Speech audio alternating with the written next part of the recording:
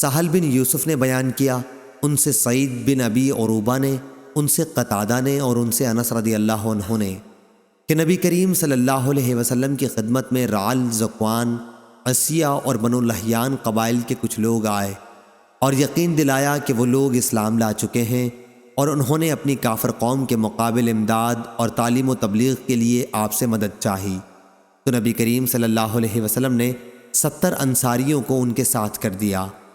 انس رضی اللہ عنہ نے بیان کیا، ہم انہیں قاری کہا کرتے تھے۔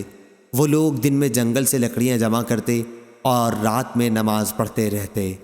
یہ حضرات ان قبیلے والوں کے ساتھ چلے گئے، لیکن جب بئر معونہ پر پہنچے تو انہی قبیلے والوں نے ان صحابہ کے ساتھ دغا کی اور انہیں شہید کر ڈالا۔ حضور اکرم صلی اللہ علیہ وسلم نے 1 مہینے تک نماز میں قنوت پڑھی اور رعل و ذکوان اور بنو لحیان کے لیے بد دعا کرتے رہے۔ قتادہ نے کہا کہ ہم سے انس رضی اللہ عنہ نے کہا کہ ان شہداء کے بارے میں قرآن مجید میں ہم یہ آیت کیوں پڑھتے رہے؟ ترجمہ: ہاں، ہماری قوم مسلم کو بتا دو کہ ہم اپنے رب سے جا ملے اور وہ ہم سے راضی ہو گیا ہے اور ہمیں بھی اس نے خوش کیا ہے۔ پھر یہ آیت منسوخ ہو گئی تھی۔ صحیح بخاری حدیث نمبر 3064۔